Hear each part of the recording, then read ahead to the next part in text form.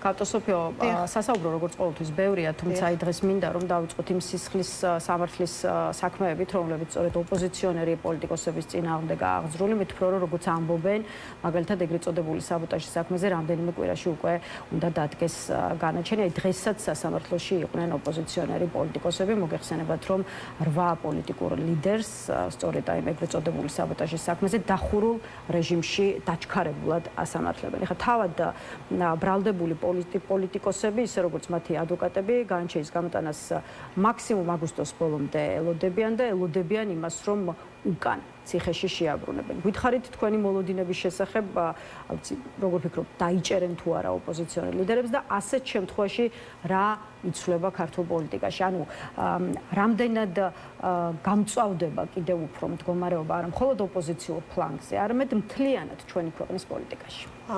კიდევ ერთხელ მოგესალმებით. იცით, როდესაც 37 წლის რეპრესიების დროს ძალიან ბევრი ადამიანი, მილიონობით ადამიანი გახდა რეპრესიის მსხვერპლი, მე იყო ესეთი კითხვა. გასაგებია, რომ ეს მილიონობით ადამიანი რეპრესიის მსხვერპლი გახდა, მაგრამ აი ეს მილიონობით დანოსი ვინ დაწერა? ეს კითხვა იყო ძალიან საინტერესო და რეალურად ის რომ ჩვენ ავტოკრატულ რეჟიმთან გვაქვს საქმე, ამას საუბრობთ, ვაღიარებთ, ფაქტებით ვადასტურებთ და ესეც შენგან განსხვავებულად მოფიქრალი ადამიანების, შენგან განსხვავებული პოლიტიკური პოზიციის მქონე ადამიანების ციხეში გამწესება რომ გინდა, ეს ჩვეულებრივი ქმედება ავტოკრატული რეჟიმის, მაგრამ გაცილებით მძიმე განაჩენია ეს, რასაც ჩვენ ახლა ვუყურებთ იმ ადამიანების თვის, ვინც იარაღი არის, ვინც ვისი მეშვეობითაც ავტოკრატია ამას ჩადის. ვისი მეშვეობითაც რეჟიმი იმტკიცებს თავის ძალაუფლებას, ვისი მეშვეობითაც რეჟიმი მოქმედებს. აი ეს ადამიანები არიან, რომლებიც თავის დროზე თავს ესე ვთქვათ იწონებდნენ იმით, რომ უფლებადამცველები იყვნენ, ბევრი მათგანი ასე პოზიციონირებდა. ეს ადამიანები საკუთარ განაჩენს აწერენ ხელს რეალურად საქართველოს ისტორიის წინაშე, როდესაც მონაწილეობენ აი პირდაპირ ამ რეპრესიის განხორციელების პროცესში. ეს იმ ადამიანებზე მაქვს საუბარი, ვინც სწორედ ვისი განცხადების საფუძველზეც დაიწყო გამოძიება. ეს ის ხალხია, ვისი განცხადების საფუძველზე სხვათა შორის დაიწყო გამოძიება ჩორჩანას საქმეზეც. ეს არიან საქართველოს მტრები და ყველაზე საინტერესო სწორედ ეს არის, რომ ოცნება ამ ადამიანების მეშვეობით აკეთებს ამას და ხვალ როცა ვითარება შეიცვლება თავის გადარჩენის მიზნით ოცნება ამ ადამიანებს პირველ რიგში თავად გასწირავს. აი ამ ადამიანებს შემსრულებლებს ყოველთვის ყველაზე ასე ვთქვათ დაჩაგრულებინ მერე ხოლმე ის ადამიანები გამოდიან, ვინც აი ასეთ ბინძურ საქმეებზე აწერს ხელს რეალურად.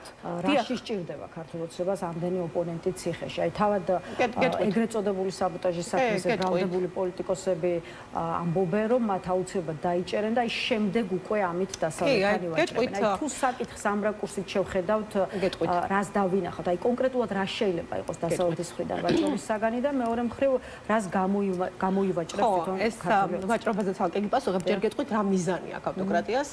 თავარი მიზანი აქ არის აი კონკრეტული, რასაც მოქალაქეები, ადამიანები მეუბნებენ.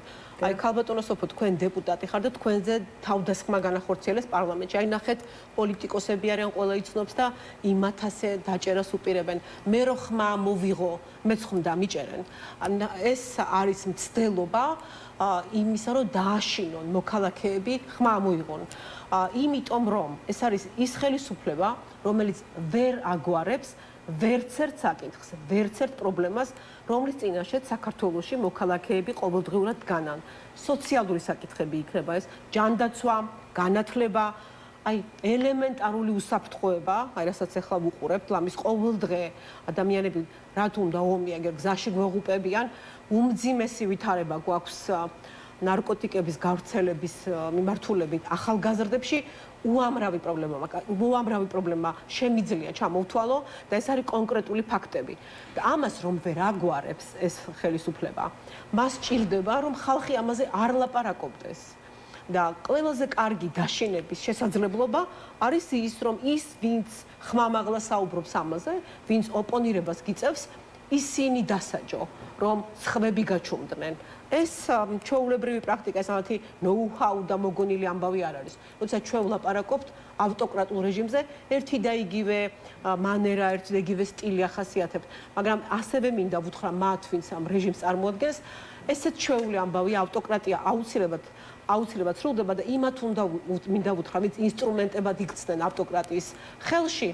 ისინი იქნებიან პირველნი, ვისაც გაწირავს ავტოკრატია, ვისაც შეიწმენს ხელს და ვისაც შეაწმენს ფეხებს. აი ეს ხალხი იქნებიან და ეს იქნება მხოლოდ მათი დამსახურება და მხოლოდ მათი ბრალეულობა, რომ ასეთ ვითარებაში აღმოჩნდებიან. დიახ, ეს არის ჩვეული, ასე ვთქვათ, გადაწყვეტილება ავტოკრატიის რეჟიმის პირობებში და ასე დროს ძალიან საინტერესოა მე, როდესაც ამბობენ, რომ აი რა უნდა ჩვენგან დასავლეთს. აი რა უნდა ჩვენგან დასავლეთს? შენ როცა ამბობ, რომ შენგან განსხვავებულად მოაზროვნე ადამიანი აუცილებლად აგენტია, შენგან განსხვავებულად მოაზროვნე ადამიანი, რომელიც გეუბნება, რომ ის რასაც შენ აკეთებ, ის რაც შენს მართლობაშია, ეს არის კორუფცია და ყველაფერი რასაც შენ აკეთებ არის ამ კორუფციის წახალისება და კორუფცია არის სამშობლოს ღალატი, მე მიბრუნებს იმას, რომ მე ვარ აგენტი. ეს არის სწორედ ის, რაც აბსოლუტურად განსხვავდება და როგორ რადიკალურად საწინააღმდეგო მხარეს არის თუ ლაპარაკობ დემოკრატიის განვითარებაზე ან დემოკრატიაზე, რომელიც ჩვენ გვინდა. აბა საიდან რაზე დაყრდნობით საუბრობთ, რომ დემოკრატიის უკუსვა გაქვს? შენ თუ განსხვავებული აზრის გამოხატვის გამო შეიძლება აგენტად შეგრაცხონ. აბა მეტი რა არის უკუსვა? აბა რა არის დემოკრატია? მე რომელმაც პირდაპირ უნდა შევასრულო ხალხის დავალება, წარმომადგენლის ფუნქცია.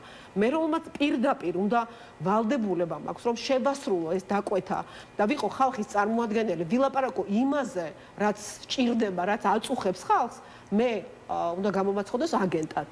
და მაშინ მითხარით, სად არის დემოკრატია, სად არის ხალხის მართლობა? ჯამში ქავტოსოფიო აი ამ ოპოზიციონერი, ასე ვთქვათ, პოლიტიკოსების წინააღმდეგ დაწყებულ დავასთან, სამშობლო დავასთან დაკავშირებული საკითხი რომ ამოვწუროთ. რაღაცნაირად ასე დადგა ეს საკითხი, მათ შორის ანალიტიკოსების მხრიდან, ციხე თუ გაქცევა, აი თითქოს ეს მხოლოდ ამ ორ გზას ხედავენ, ოშოთხში რიგი ანალიტიკოსი ამ ორ გზას ხედავს ბრალდებულ პოლიტიკოსებთან მიმართებაში. აი თქვენი აზრით რა უფრო ეფექტური იქნება ოპოზიციის წარმომადგენლებისას, ვთქვათ, ციხეში შესვლა თუ გზების მოძებნა იმისთვის, რომ რამენაირად ქვეყნიდან გამოვიყენებ, მოდით ამ სიტყვას, გაიქცნენ და აი პოლიტიკური ბრძოლა უკვე გარედან გაგრძელდეს და გააგრძელოს. იცით რა, მე ვერ ვურჩევ ამ გადაწყვეტილებას თვითონ იღებენ ისინი. ჩვენი პოლიტიკური ძალის მიღებული გადაწყვეტილება ყოველთვის ცნობილია. ჩვენ არ მივეცით მათ შესაძლებლობა ჩვენი პარტიის ლიდერმა ეს გადაწყვეტილება მიიღო, რომელიც არ იყო იოლი გადაწყვეტილება. თუმცა გიორგი გახარიას გადაწყვეტილებას მოხდა იარლიყი, რომ ის ქვეყნიდან გაიქცა და რეალურად ალბათ შეგვიძლია ვთქვათ, რომ ქართული პოლიტიკიდანაც წასული, არ ვიცი, ეს კითხვა კიდე ცალკე ჩდება, როგორ უნდა გააკეთოს სხვა ქვეყნიდან, სხვა ქვეყანაში პოლიტიკა. კი, მოდით ქართულ პოლიტიკაში აქტიურად არის ჩართული გერმანიიდან. დიახ, თითქოს ეს არის გრძნობა და არჩევს. მოდით ჯერ იმ თემას ამოვწურავ, გაქცევა თუ არ გაქცევა. ის მე მესმის, ძალიან კარგად მესმის, რომ რეჟიმს ძალიან ნერვებს უშლის ის ამბავი, რომ ვერ მოახერხეს გიორგი გახარიას დაკავება და რაღაცა ეს სომხეთის საზღვართან თუ სად იყო რომ აღმოაჩინეს ის რომელიღაცა, ანუ ამ სპეცოპერაციის ჩატარება მე ძალიან კარგად მესმის, რომ არ გამოუვიდათ ის რაც მათ გეგმაში ჰქონდათ. დღეს რეალურად ჩვენ პრაგმატულ გადაწყვეტილებებს ვიღებთ, რომელიც რა თქმა უნდა ემოციურად მძიმე გადაწყვეტილება შენი ქვეყნიდან შორს იყო და ვიღაცები მართლა მხდალი, მართლა ქვეყნის მოღალატეს და გაქცეულს გეძახდნენ, ეს არ არის იოლი გადაწყვეტილება, მაგრამ ამას სჭირდება სწორედ გამბედაობა. პრაგმატულ მოქმედებას სჭირდება სწორედ გამბედაობა. აი იმ რაღაცა შენს პირად ემოციებზე მაღლა დადგომა სჭირდება სწორედ გამბედაობა და მე ამას ვუფასებ ჩვენ ლიდერს, იმიტომ რომ ის რომელიც დღეს ეხლა არის სასწავლეთში, გეტყვით რას აკეთებს, მოდით რა შეუძლია გააკეთოს საქართველოს ხალხისთვის და მოდით ვილაპარაკოთ პოლიტიკაზე, ის ყველა თავის შესაძლებლობას იყენებს იმისთვის, რომ დაარწმუნოს ის ადამიანები, ვინც ევროპაში გადაწყვეტილებას იღებს, რომ არ მიატოვონ საქართველოს ხალხი, რომ ჩვენ არ შეგვიწყდეს სავიზო რეჟიმი. ანუ ჩვენ უბრალოდ არ ამოქმედდეს სავიზო რეჟიმი, რომელიც ახლა თავისუფალი გვაქვს. ის რომ ის სტატუსი, რომელიც მივიღეთ, შევინარჩუნოთ. გიორგი გახარია იქ სადაც არის, იქაც აკეთებს იმას, რასაც უნდა აკეთებდეს საქართველოს პოლიტიკოსი, რასაც თვითონ ოცნება უნდა აკეთებდეს, როდესაც ოცნება ყველა ჩვენ პარტნიორთან ურთიერთობას აფუჭებს, ჩვენ ვცდილობთ, გიორგი გახარია ცდილობს როგორმე ის ინტერესი ის კეთილი მოლოდინი, ის კარგი დამოკიდებულება, კარგი გამოცდილება, რაც ჩვენს პარტნიორებს ჩვენთან ურთიერთობაში ჰქონდა, შევინარჩუნოთ. რამდენიც არ უნდა დაგვაბრალონ და რაც არ უნდა დაგვაბრალონ. რაც შეეხება მონაწილეობს თუ არა პირდაპირ ქართულ პოლიტიკაში, ეს არის ძალიან მნიშვნელოვანი, რასაც გარეთ ვაკეთებ და მე რო ახლა თქვენთან ვზივარ, მე ვარ წარმოადგენ პარტიას, რომელსაც ქვია გახარია საქართველოსთვის. ჩვენ ვართ საპარლამენტო ოპოზიცია, პარლამენტში ვარ როგორც გახარია საქართველოსთვის პარტიის დეპუტატი. შესაბამისად, კიდევ ერთხელ, მხოლოდ სახელი ხომ არ დარჩა გახარიასი. ხო, და სწორედ ამას გეუბნებით. კარგით, მოდით კიდევ ერთხელ განვმარტავ საზოგადოებისთვის და მადლობა რომ აძლევთ ამ შესაძლებლობას. გიორგი გახარია გერმანიაში, ევროპაში თავისი ყოფნის შესაძლებლობას, მოცემულობას, რომელიც შეიქმნა, იყენებს იმისთვის, რომ იქაც საქართველოს ხალხის ინტერესები დაიცვას. გააკეთოს ის, რასაც ხელისუფლება არ აკეთებს. ილაპარაკოს იმ პრობლემებზე, რომელიც გვაქვს. როდის მოისმინეთ ბოლოს დეოკუპაციაზე საუბარი ხელისუფლებისგან. გიორგი გახარია ზუსტად იქ საუბრობს იმაზე, რომ ჩვენ ვართ ქვეყანა, რომლის ტერიტორიები ოკუპირებულია და რუსეთი ამ ანექსიის პროცესს კიდევ უფრო აგრძელებს. იცით, აი ბოლო მაგალითად დღეს უფადან მოხდა დაჯდა თვითმფრინავი სოხუმში. 18 რიცხვიდან, უკვე ჩელაბინსკიდან იხსნება რეისი სოხუმში რომ დაჯდება თვითმფრინავი კვირაში ორჯერ. აი ასეთ პროცესებში ვარ. ჩინოვნიკები ყოველდღე ჩადიან, მე მგონი ახლა ბოლოს ის იყო ეგრეთ წოდებული ომბუდსმენი რუსეთის ჩასული ეგრეთ ცხინვალში.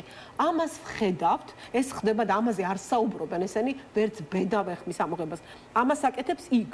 რაც შეეხება კიდევ ერთხელ გეუბნებით, ჩვენი პარტიის გადაწყვეტილებები, რომელსაც ჩვენ ვაჟღერებთ, ეხლა კიდე მაგალითად კონკრეტული კანონპროექტები მაქვს გამზადებული და გეტყვით კორუფციასთან დაკავშირებით უამრავი ინიციატივა გვაქვს და ეს ყველაფერი კონკრეტულ სოციალურ დაცვასთან დაკავშირებით ამ ყველაფერს ერთად ვამუშავებთ და რა თქმა უნდა ეს ყველაფერი გიორგი გახარიას პირდაპირი ჩართულობით ხდება.